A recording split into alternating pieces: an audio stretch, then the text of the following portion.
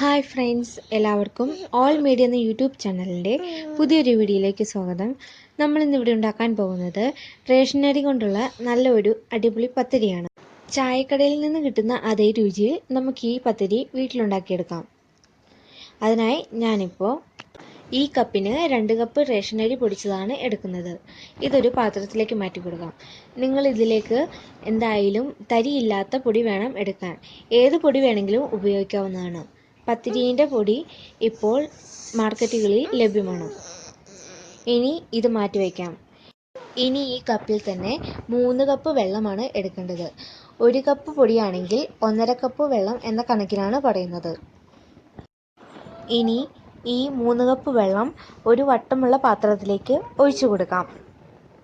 ഇനി അതിലേക്ക് ആവശ്യമായ ഉപ്പിടാം. ഉപ്പിടുമ്പോൾ പ്രത്യേകം ശ്രദ്ധിക്കണം, ഈ മാവിലേക്കുള്ള ഉപ്പും കൂടി ഇതിലേക്ക് ഇടണം. ഇനി അതിലേക്ക് 1 ടീസ്പൂണോളം സൺഫ്ലവർ ഓയിൽ ഒഴിച്ചു കൊടുക്കാം. ഇനി ഇത് നല്ലപോലെ വെട്ടിത്തിളയ്ക്കണം.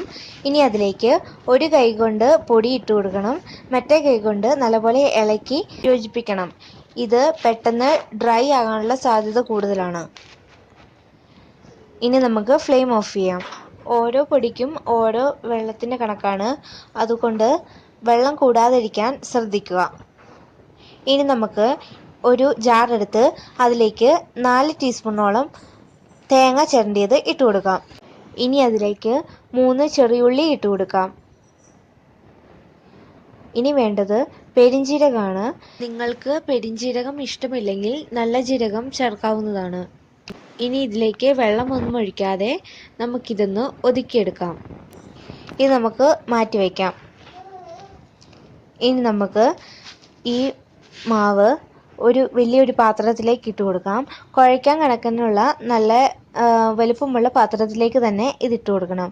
ഇനി ഇതിലേക്ക് 1 ടീസ്പൂണോളം മൈദ ഇട്ട് കൊടുക്കാം. ഇനി ഇത് നല്ലപോലെ കുഴച്ചെടുക്കണം. ഇത് ചൂടോടെ തന്നെ കുഴിച്ചെടുക്കണം. അതിനായി ഞാനിപ്പോൾ ഒരു പാത്രത്തിൽ വെള്ളം എടുത്തിട്ടുണ്ട്.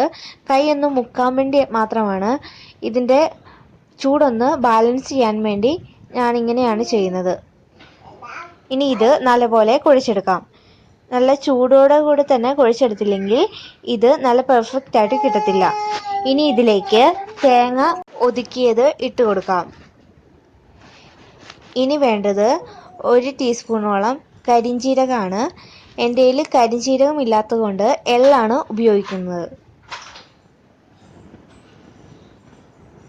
ഇത് നല്ലപോലെ കുഴച്ചെടുക്കണം.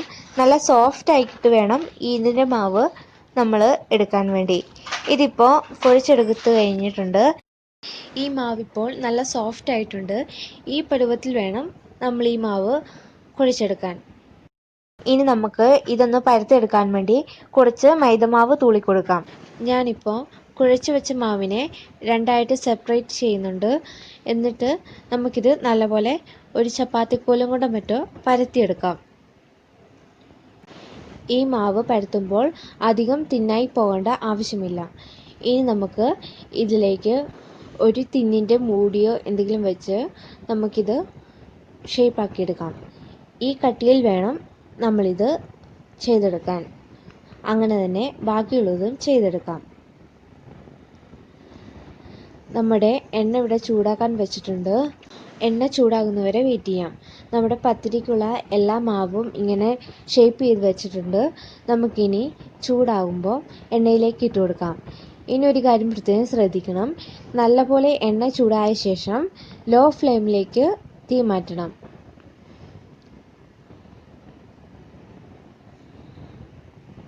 ഇത് ചെറുതായി നിറം മാറുന്ന സമയത്ത് നമുക്കിതൊന്ന് തിരിച്ചിടാം.